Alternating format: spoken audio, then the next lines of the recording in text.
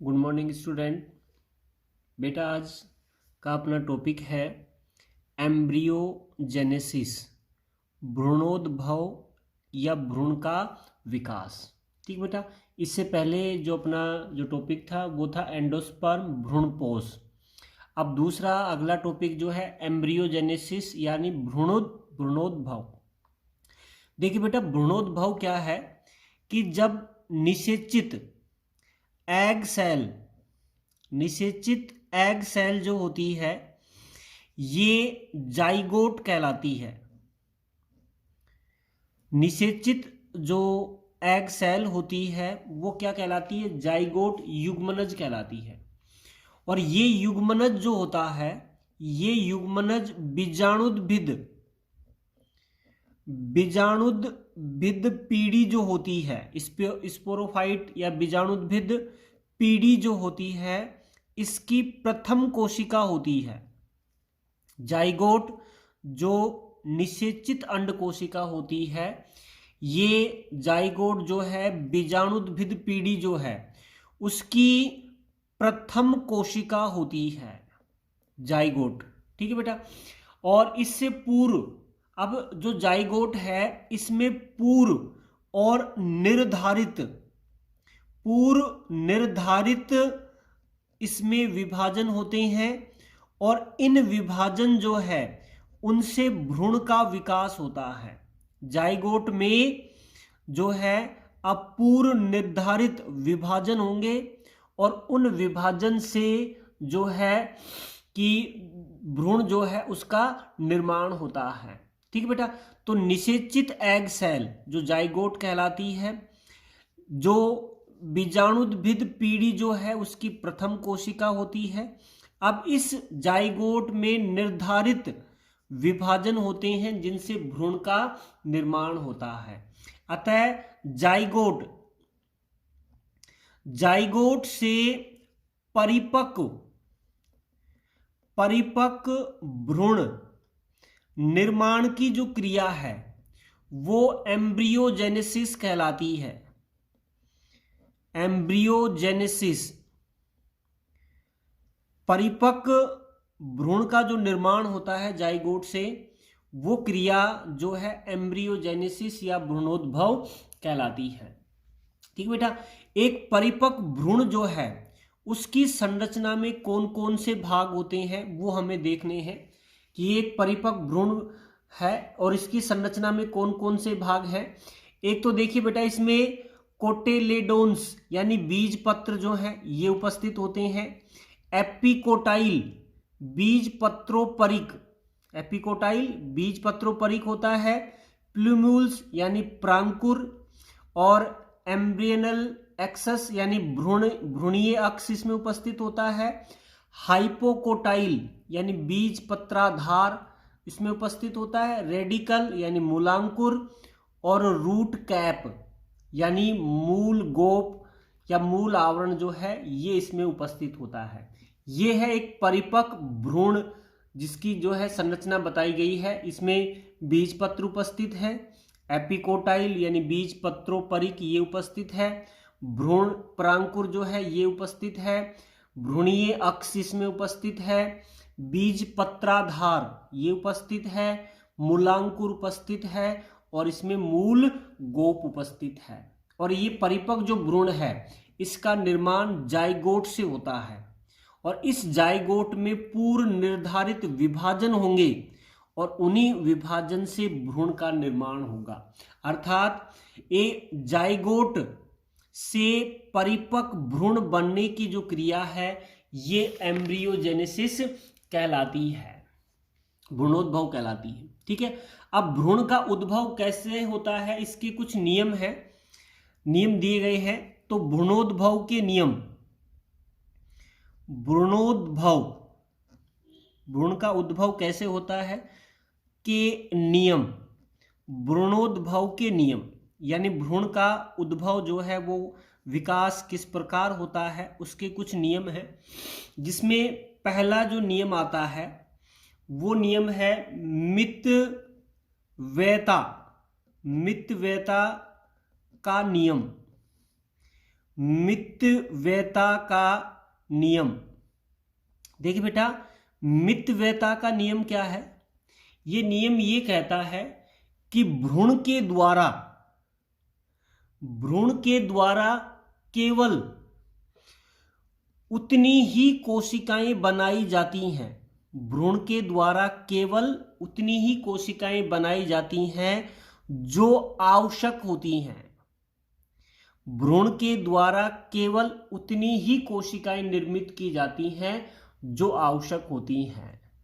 ठीक है बेटा, ये मितव्ययता का नियम है, यानी अनावश्यक कोशिकाओं का निर्माण नहीं किया जाता है, केवल उतनी ही कोशिकाएं बनाई जाती हैं जो आवश्यक होती हैं। ठीक है बेटा। दूसरा है उत्पत्ति का नियम। उत्पत्ति का नियम, देखिए बेटा, उत्पत्ति का नियम क्या कहता है? इस नियम के अनुसार भ्रूण की जो कोशिकाएं हैं उनकी उत्पत्ति, भ्रूण की जो कोशिकाएं हैं उनकी उत्पत्ति एक निश्चित क्रम में होती है। भ्रूण में जो उपस्थित कोशिकाएं हैं उनकी उत्पत्ति एक निश्चित क्रम में होती है, और ये क्रम जो है इतना नियमित होता है, ये क्रम जो है ये इतना नियमित होता है कि भ्रूण की किसी भी अवस्था में भ्रूण का जो विकास है उस विकास के क्रम को जो है पूर्व निर्धारित किया जा सकता है। विकास के क्रम को पूर्व निर्धारित किया जा सकता है या उसकी भविष्यवाणी की जा सकती है। उत्पत्ति का नियम ये कहता है कि भ्रूण में कोशिकाओं की उत्पत्ति एक निश्चित क्रम में होती है, और यह क्रम इतना नियमित होता है कि भ्रूण के विकास की किसी भी अवस्था जो है उसमें विभाजन के क्रम को पूर्व निर्धारित या उसकी भविष्यवाणी कर सकते हैं कि आगे कौन सी क्रिया होगी, कौन सी कोशिकाएं बनेंगी, कौन से अंग का निर्माण होगा। ये पहले से हम उसकी भविष्यवाणी कर सकते हैं क्योंकि इसकी उत्पत्ति का जो क्रम है वो नियमित होता है। ठीक बेटा, ये है उत्पत्ति का नियम। तीसरा जो नियम है संख्या का नियम। संख्या का नियम, संख्या का नियम क्या कहता है कि भ्रूण की किसी भी कोशिका, भ्रूण जो होती है उसकी किसी भी कोशिका के द्वारा बनने वाली कोशिकाओं की संख्या निश्चित होती है। कोशिकाओं की संख्या हमेशा क्या होती है? निश्चित होती है, वह पूर्व निर्धारित होती है। भ्रूण की किसी भी कोशिका द्वारा बनने वाली कोशिकाओं की संख्या निश्चित होती है और क्या होती है? पूर्व निर्धारित होती है। तो ये भ्रूणोद्भव के 3 नियम आपने पढ़े। एक तो है मितव्ययता का नियम, जिसके अनुसार भ्रूण के द्वारा केवल उतनी ही कोशिकाएं बनाई जाती हैं जितनी की आवश्यक होती हैं। उत्पत्ति का नियम ये कहता है कि भ्रूण की कोशिकाओं की उत्पत्ति एक निश्चित क्रम में होती है, और ये क्रम इतना नियमित होता है कि भ्रूण के विकास की किसी भी अवस्था में आगे के विभाजन की क्रम की भविष्यवाणी की जा सकती है।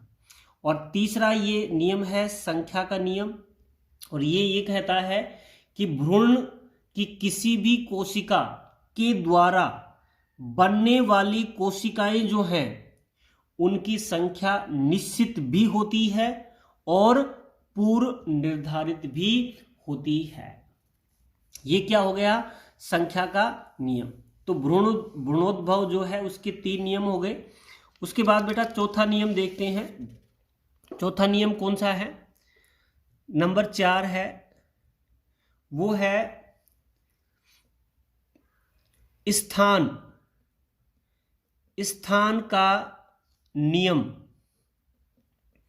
स्थान का नियम, डिस्पोजिशन जो है, लॉ ऑफ डिस्पोजिशन। भ्रूण के विकास में ये नियम क्या कह रहा है कि भ्रूण का जब विकास होता है, भ्रूण के विकास में बनने वाली जो कोशिकाएं हैं उनकी स्थिति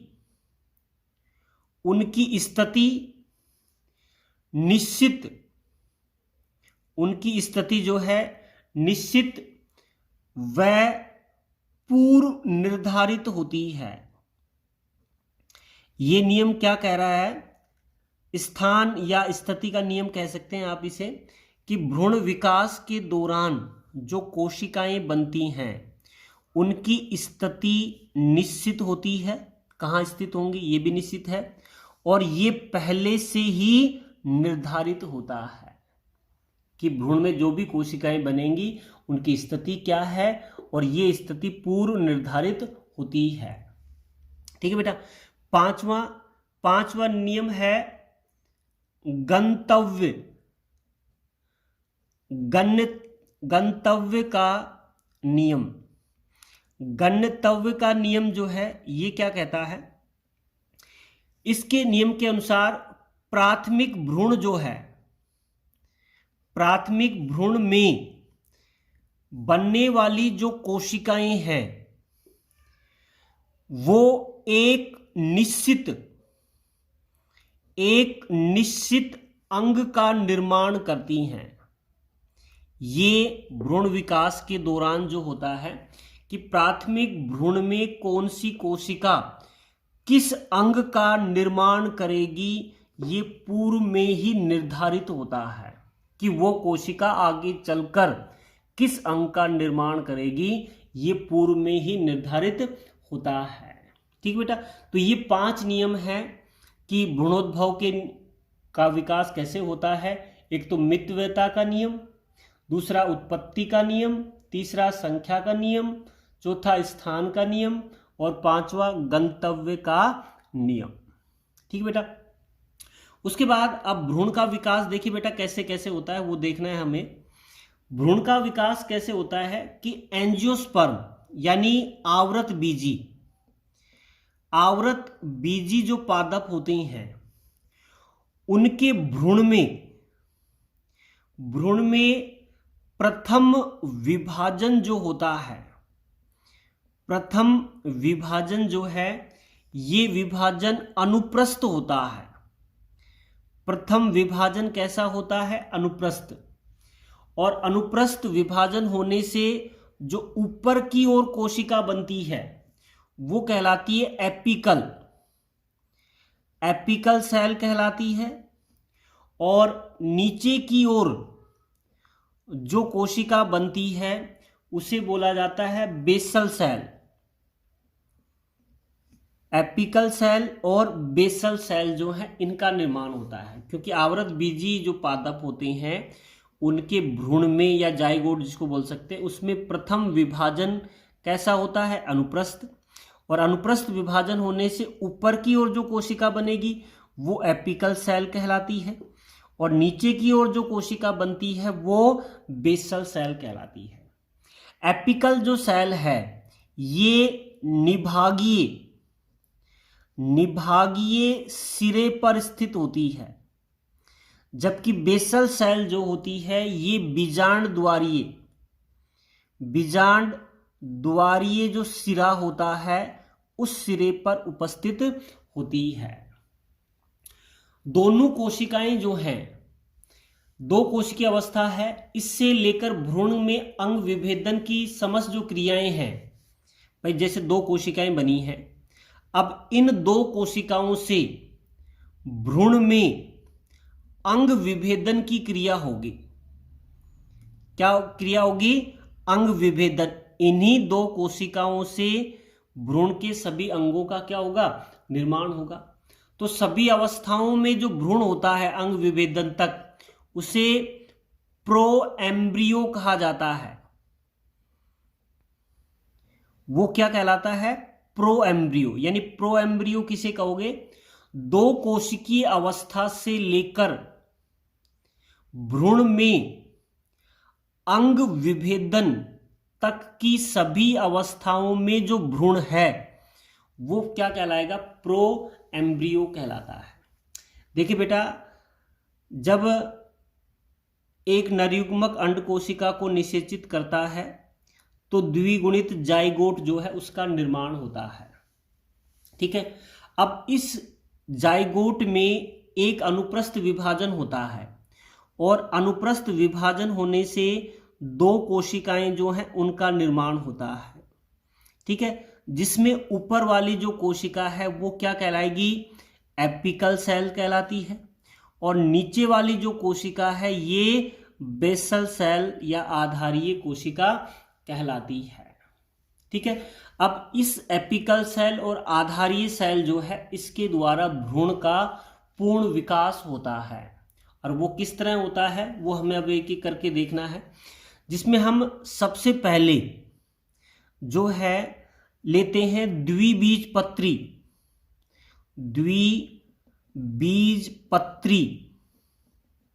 भ्रूण का विकास एक बीजपत्री में भी पढ़ना है, द्विबीजपत्री में भी पढ़ना है, और इन एक बीजपत्री या द्विबीजपत्री में जो भ्रूण का विकास है वही एपिकल सेल और बेसल सेल है उसके द्वारा ही होता है। तो ये तो दोनों में बिल्कुल समान होती है, एपिकल सेल और बेसल सेल। ठीक है बेटा, अब द्विबीजपत्री भ्रूण का विकास कैसे होता है?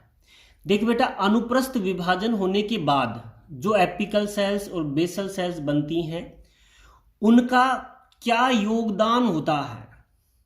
एपिकल सेल का और बेसल सेल जो है उसका भ्रूण निर्माण में क्या योगदान होता है, उसके आधार पर जो भ्रूण होता है ये भ्रूण 5 प्रकार का होता है।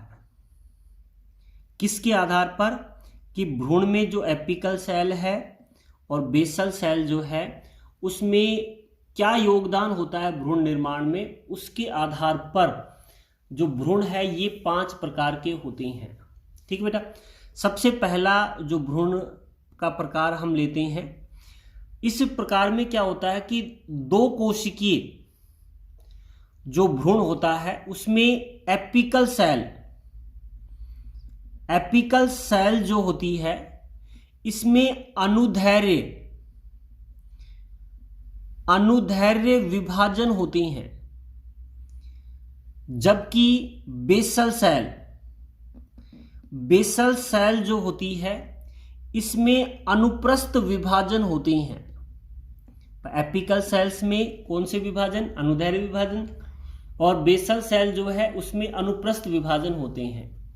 इस प्रकार जो भ्रूण का विकास होता है, इस भ्रूण के विकास में सभी कोशिकाएं, भ्रूण का जब विकास होगा तो भ्रूण के विकास में सभी कोशिकाएं जो हैं ये सभी कोशिकाएं एपिकल सेल से ही बनती हैं। किससे बनेंगी? सिर्फ एपिकल सेल से ही बनती हैं। साथ में जो बेसल सेल है वो भ्रूण विकास में भाग नहीं लेती है। जो बेसल सेल है, आधारीय कोशिका है, ये भ्रूण विकास में भाग नहीं लेती है। यानी पहला जो प्रकार है जिसमें एपिकल सेल और बेसल सेल बन गई है, एपिकल सेल में अनुदैर्घ्य विभाजन, बेसल सेल में अनुप्रस्थ विभाजन। अब भ्रूण में जितनी भी कोशिकाएं बनेंगी उन सभी कोशिकाओं का निर्माण एपिकल सेल के द्वारा ही होता है। ठीक है, बेसल सेल भ्रूण निर्माण में योगदान नहीं देती है। जैसे हम बात करें, जैसे ये है अपना 2 कोशिकीय भ्रूण की अवस्था है जिसमें ऊपर वाली जो एपिकल सेल है और नीचे वाली क्या है? Basal cell. अब इन दोनों में विभाजन होंगे। ऊपर वाली जो कोशिका है इसमें कौन से विभाजन है? अनुदैर्घ्य विभाजन है। नीचे वाली जो कोशिका होती है इसमें कौन से विभाजन है? अनुप्रस्थ विभाजन है। ये ऊपर वाली कोशिकाएं, ये नीचे वाली कोशिकाएं। ठीक है, उसके बाद जो एपिकल सेल है इस एपिकल सेल में लगातार विभाजन होंगे, यानी भ्रूण की जितनी भी कोशिकाएं बनेंगी वो एपिकल सेल के द्वारा ही बनेंगी, जिसमें आधारीय जो कोशिकाएं हैं, जैसे ये आधारीय कोशिकाएं हैं, इस आधारीय कोशिका में विभाजन होगा, लेकिन ये भ्रूण निर्माण में नहीं होगी। कहने का मतलब भ्रूण यही है अपना, ये एम्ब्रियो है, तो इस एम्ब्रियो की जितनी भी कोशिकाएं हैं इनका निर्माण सिर्फ एपिकल सेल के द्वारा ही होता है, बेसल सेल के द्वारा नहीं होता है। ठीक है बेटा। इसमें एक तो रेननकुलेसी, भाई किन में मिलता है ये, रेननकुलेसी जो कुल है उसमें, और क्रूसीफेरी जो है उनमें इस प्रकार का भ्रूण बनता है। इस प्रकार का भ्रूण का मतलब भ्रूण का जो निर्माण है वो केवल किससे होगा, एपिकल सेल से ही होगा। बेसल सेल भ्रूण निर्माण में भाग नहीं लेती है। और ये किन में मिलेगा, रेननकुलेसी कुल के पादप जो हैं उनमें, और क्रूसीफेरी कुल के पादप जो हैं उनमें पाया जाता है। ठीक बेटा। तो ये पहला प्रकार हो गया भ्रूण का। दूसरा प्रकार हम लेते हैं। दूसरा प्रकार ये कहता है कि आधारीय कोशिका यानी बेसल सेल, आधारीय कोशिका व एपिकल कोशिका यानी शीर्षस्थ कोशिका, दोनों जो कोशिकाएं हैं ये भ्रूण विकास में समान योगदान देती हैं। भ्रूण विकास में समान योगदान देती हैं।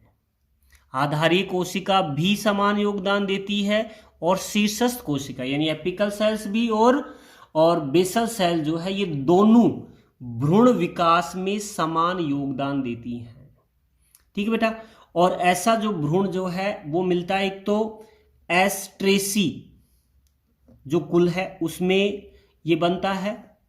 एस्ट्रेसी जो कुल के पादप हैं उनमें जो भ्रूण का विकास होता है उसमें आधारीय कोशिका भी भाग लेती है, उतना ही योगदान होता है भ्रूण निर्माण में, और शीर्षस्थ यानी एपिकल सेल्स का भी और बेसल सेल्स का समान योगदान होता है। ठीक बेटा, ये दूसरा प्रकार हो गया। तीसरा प्रकार है भ्रूण का, वो है कि कुछ पौधे ऐसे होते हैं जिनमें बेसल सेल जो होती है ये भ्रूण विकास में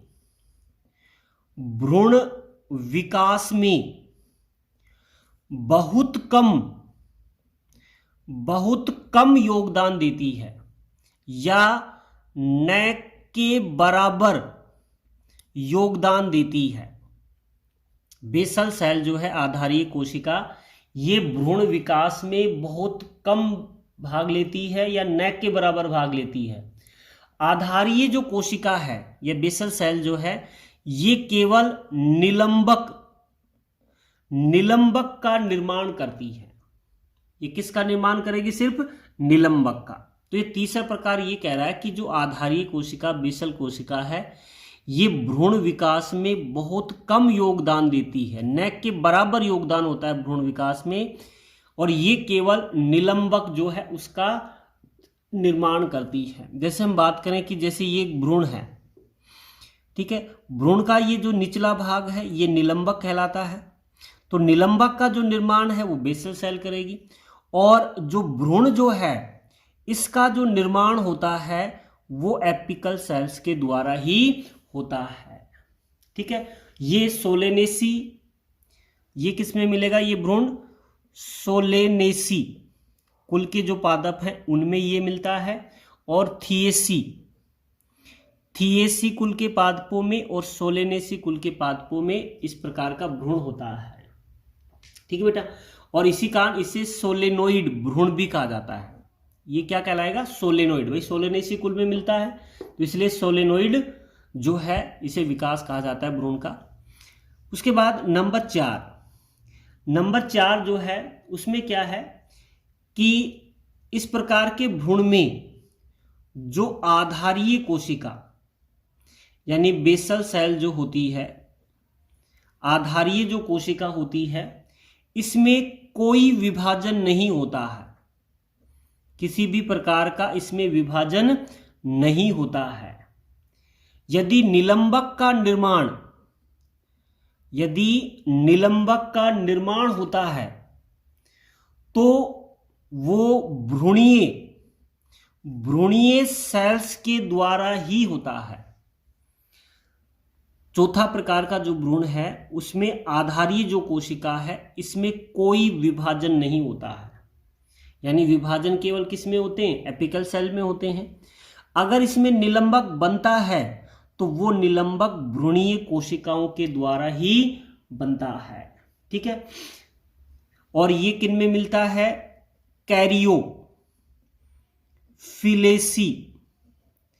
कैरियोफिलेसी कुल के जो पादप हैं उनमें ये पाया जाता है। कैरियोफिलेसी कुल के पादप में ये पाया जाता है। जैसे मान लो हम बात करें कि जैसे ये भ्रूण है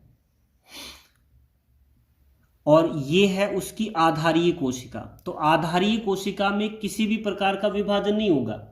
जो विभाजन होता है वो केवल किस में होता है, एपिकल सेल जो है उसमें ही विभाजन होता है। और अगर निलंबक बनता है तो वो भी भ्रूणीय जो कोशिकाएं हैं उनके द्वारा ही बनता है। जो ये भ्रूण है, एम्ब्रियो है, तो ये एपिकल सेल से ही बना है, बेसल सेल में किसी भी प्रकार का विभाजन नहीं होगा। और ये मिलेगा आपको, इस प्रकार का जो भ्रूण है वो कैरियोफिलेसी कुल के पादपों में पाया जाता है। ठीक है बेटा।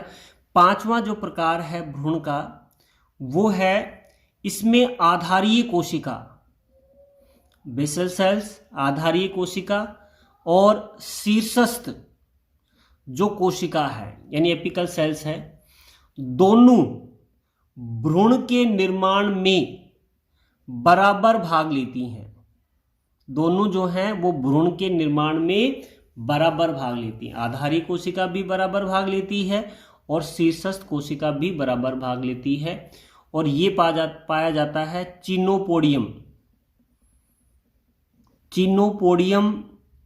चिनोपोडियेसी, बेटा देखना, चिनोपोडियम में मिलता है। और इसका कुल कौन सा है, चिनोपोडियेसी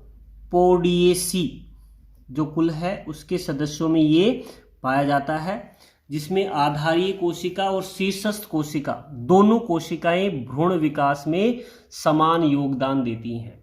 जैसे हम बात करें कि ये एक भ्रूण है, ठीक है, अब ये समस्त भ्रूण है और इस समस्त भ्रूण में जो आधारीय कोशिका है वो भी भाग लेती है और शीर्षस्थ जो कोशिका है वो भी भाग लेती है। तो ये पूरा एम्ब्रियो